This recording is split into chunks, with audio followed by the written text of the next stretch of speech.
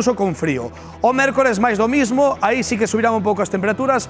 E ollo xoves, xa poñemos aquí algunhas pingueiras porque sí, o xoves volveránse formar treboadas importantes nalgúns puntos do país e caerán ballóns, caerán chubascos con moita forza en moitos puntos. O ser treboadas isto pode adiantarse unhas horiñas, un día ou así que estaremos máis que atentos, pero en principio xoves volven as treboadas e a cousa volve a estar inestable. E Rocío, cada vez que falamos de que volven as chuvias, hai unha persoa en Ourense que mira con máis que preocupación o ceo, non? Ese veciño de Ourense chámase Alberto e que el di que cando chove a auga escorrégalle directamente por todas as paredes da súa casa, deixándoas mirada completamente cheas de mofo. O chan cheo de auga, que lle entra a auga directamente o seu fogar. Alberto di que ten que acumular pois toda a roupa e todo nunha habitación na única, na que non ten auga porque senón estrágaselle todiño. Di que os mobles por baixo están completamente desfeitos porque se lle empodreceron. Pero o peor de todo é cando esa auga escorrega por onde as chaves da luz, porque di un día esa auga entra aí na luz, vai a dar un chispazo e vai a provocar un incendio en toda a casa. Leva alo menos 4 anos con esta situación que dende logo empeorou hai 7 meses porque resulta, el botalle a culpa, a unhas obras que se fixeron no edificio, unhas obras nas que cambiaron os canalóns e dende eso, pois algo parece que non quedou ben, que se lle mete a auga todiña dentro. Tanto el como outros veciños afectados xa deron parte á xestoría, manda obreiros puntualmente, esos obreiros parece que tapan pois gretas ou que poñen escuma en algunhas partes, pero dende logo non dan solucións. Eles o que queren son solucións porque senón din van a acabar ter que denunciando a propia xestoría en vista de que non hai arranxo ningún.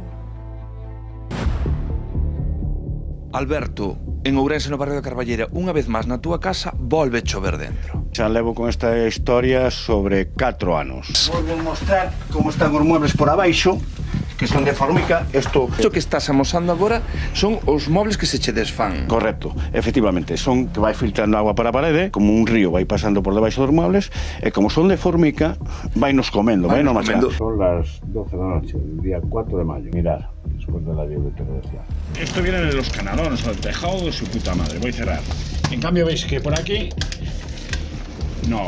Por aquí, por este lado, por donde teño ahora mao, é por donde cae a agua como se fora pegada a parede, como se fora unha cascada. Que supoño que terá un poro.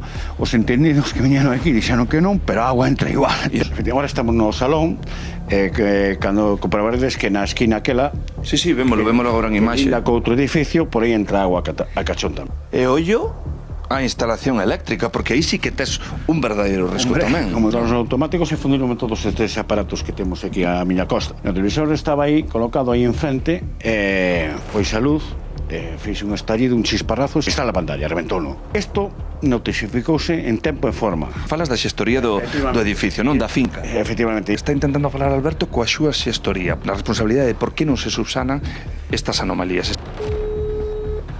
Vemos que non ten éxito esta chamada. No, levo 2 anos, desde julio do 23, notificando yo a gestoría. Que che alegan? Bueno, que ahora está chovendo, cuando pare de chover, te mandamos un técnico. Mirar, vienen a hacer el paripé.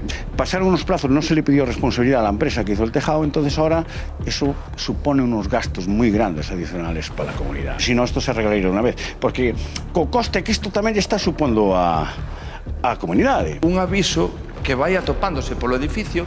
Por exemplo, aquí, sinto chegar a esta situación, o luns, hoxe en que gravamos a reportaxe, às 3:30, virá a Televisión de Galicia.